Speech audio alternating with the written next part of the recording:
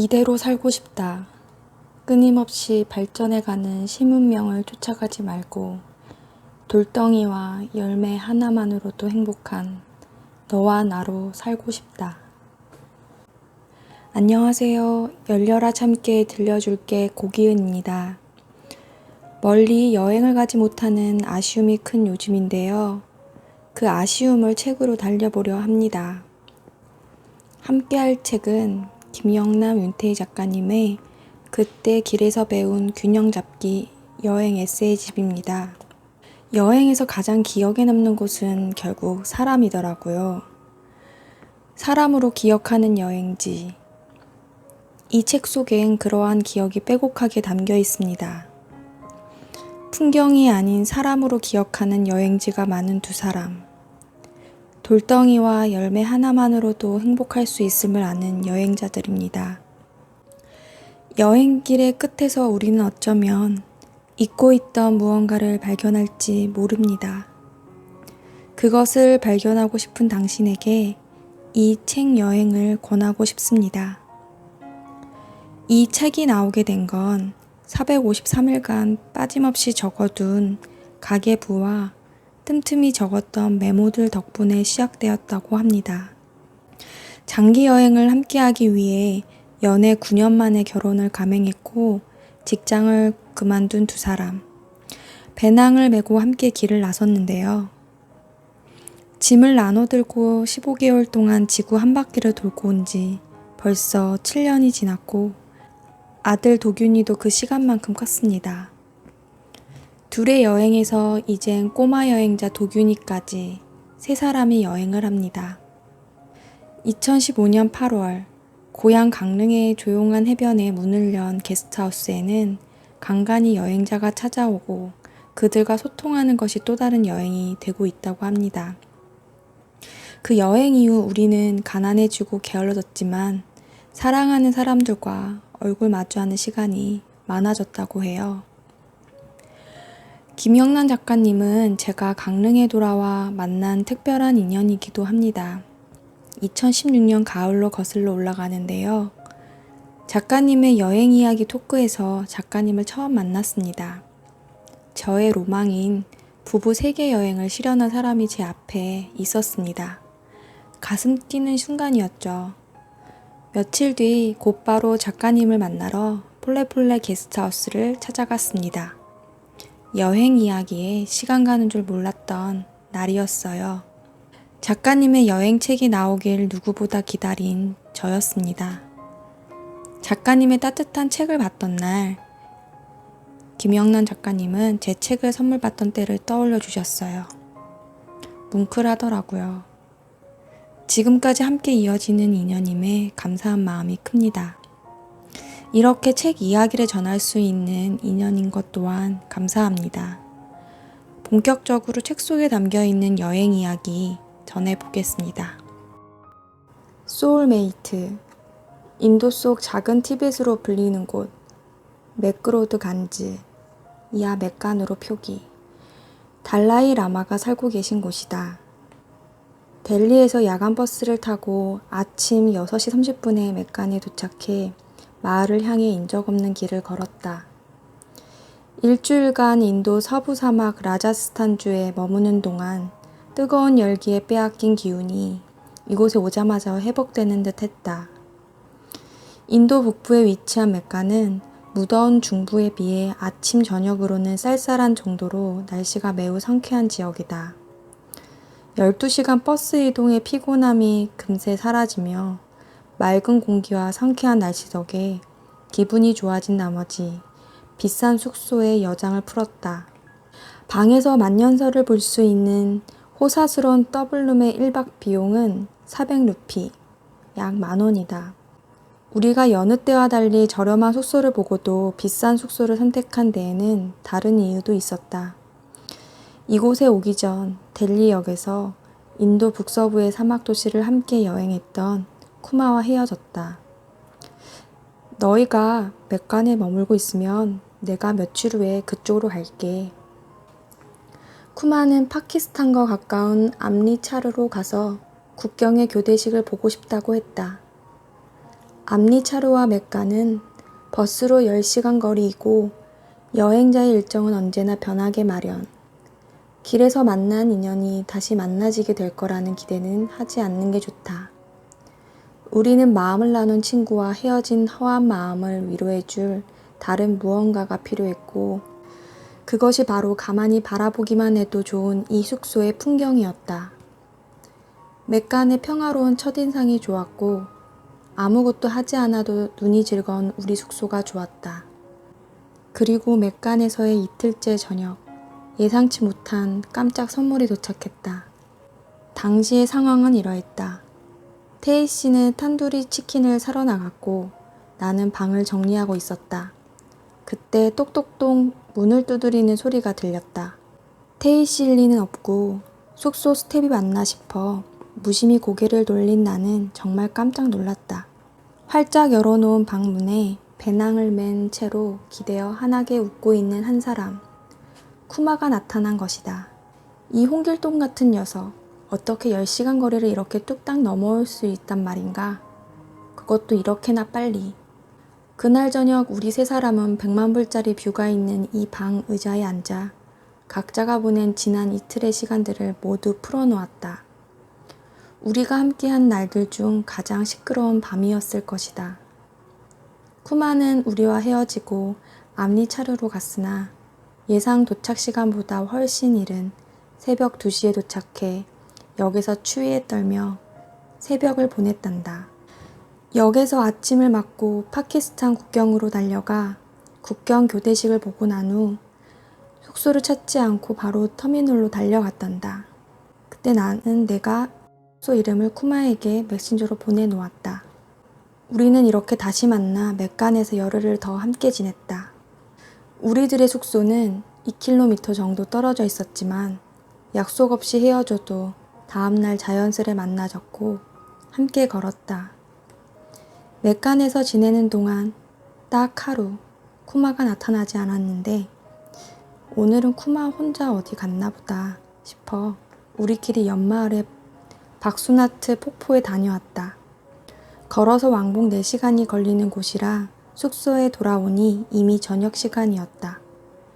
잠시 후 똑똑똑 소리와 함께 쿠마가 나타났다. 그런데 그는 하루 만에 수척해져 있었다. 너 괜찮아? 나 아팠어. 지난 새벽부터 오늘 오후까지 화장실만 오갔단다. 어젯밤 우리 숙소를 나가면서 탈리를 사 먹었다는데 그게 상했던 모양이다. 탈리는 큰 접시에 여러 음식을 담아 먹는 인도의 정식이다. 내내 숙소에 있다가 이제야 나올 수 있었다고 한다. 태희 씨는 온종일 아무것도 먹지 못한 그에게 먹일 쌀밥과 저녁거리를 사러 나가고 나는 따뜻한 차를 끓여주었다. 쿠마는 매일 저녁 앉아있던 의자에서 힘없이 창밖을 보고 있었다. 숙소가 같았다면 아침 일찍 지사제를 먹였을 텐데 나는 그에게 지사제 몇 개를 챙겨주었다. 그리고 이틀 뒤 우리는 쿠마가 있는 곳으로 숙소를 옮겼다. 사실 쿠마가 아픈 몸으로 우리를 찾아왔을 때 어린 시절의 한 장면이 떠올랐다. 내가 10살 때였는데 2살 어린 동생이 밖에서 놀다가 코피를 흘리며 집으로 들어왔다. 그때 나는 처음으로 마음이 찡해짐을 느꼈던 기억이 있다. 내 동생 내가 꼭 지켜줘야지 하는 생각을 처음 했더랬다. 든든하게만 생각했던 쿠마가 아팠다고 하니 동생을 향했던 그 마음과 비슷한 감정이 들었다. 아플 때 우리 부부를 떠올렸다니 그 또한 짠했다. 어느덧 우리는 길 위에서 맺어진 가족이 되었다. 시간이 지나면서 국적을 떠나 참으로 든든한 존재가 되어 있었다. 여느 여행자들이 그렇듯 쿠마와도 스치고 지날 인연이었는데 어떤 상황이 우리를 자연스레 이어준 것 같다. 배낭의 무게, 5km의 행복. 우리는 페루 이카에서의 교통사고로 배낭을 잠시 잃게 되었다. 며칠 뒤 페루의 수도 리마에서 우열곡절 끝에 대사관의 도움으로 배낭을 되찾게 되긴 했지만 이 사고로 인해 15개월간 우리의 살림을 책임져 주던 각각 20kg의 배낭과는 며칠간 헤어지게 되었다. 여권과 돈이 든 복대는 우리 배에 있으니 생활에 큰 지장은 없었다. 그런데 내 배낭 정말 되찾을 수 있을까? 배낭 안에 있는 물건들이 하나둘 없어지는 건 아닐까? 내 등을 얽어 매던 짐 없이 생활을 시작했다. 씻을 때 비누도 샤워 타월도 없었다. 샤워실 세면대에 손 세정제를 짜서 거품을 열심히 내어 몸에 땀을 씻어냈다. 샤워 타월 없이 손 세정제를 한두 번 짜서 온몸을 씻을 수 없음은 당연. 샤워부스 안에서 밖의 소리에 귀 기울이며 아무도 없음을 확인하고 잽싸게 부스 밖으로 나가 세면대에 세정제를 서너 번 더 짜서 부스로 돌아와 샤워를 이어갔다. 이 난리를 피워가며 하루에 찌든 때를 벗겨내고 나니 이번엔 갈아입을 옷이 없었다. 다행히 동행 중이던 친구에게 남는 셔츠가 한 장 있다고 했다. 와우, 고마워. 오늘 내 방은 8명이 함께 쓰는 도미토리. 침대에 여장을 풀고 밖으로 나가려는데 갑자기 기분이 좋아졌다. 나에게 가진 것이 별로 없다는 것이 이렇게 마음이 편할 수가. 나는 꽤 물건 관리를 잘하는 편이었다. 사실 나를 아는 사람들은 내가 여행 중에 물건을 잘 지켰다는 사실에 매우 놀랄 것이다. 15개월 여행 중에 물건을 잃어버린 적이 딱 한 번뿐이다. 루마니아 시비우 숙소에서 이른 아침 기차를 타고 나오며 콘센트에 꽂아둔 AA 배터리 충전기를 두고 온 것이 전부다. 그리스 아테네에서도 소매치기가 내 가방의 지퍼를 열 때 그 흔들림이 느껴져서 내 카메라와 지갑을 지킬 수 있었다. 버스 사고 덕분에 20kg에 달하는 물건들을 지키기 위해 신경 쓸 필요가 없어진 순간 어찌나 가볍고 상쾌하던지. 부족함은 긴장을 풀어주었다. 그렇게 입가에서의 하룻밤 사이 가진 것을 지키기 위해 주변을 향했던 경계와 걱정은 새털 같은 자유로움과 여유로 바뀌고 덕분에 나는 페루 사막의 오아시스를 어느 때보다 평온하게 마주할 수 있었다. 코코넛 행복. 어린 시절 부모님을 따라간 단오장에서 열대지방에서 왔다는 야자나무의 열매 주스를 먹어본 적이 있었다. 털 같은 것들이 막 붙어있는 동그랗고 큰 코코넛이라 불리는 열매에 빨대를 꽂아 그 안의 즙을 마시는 것이었다.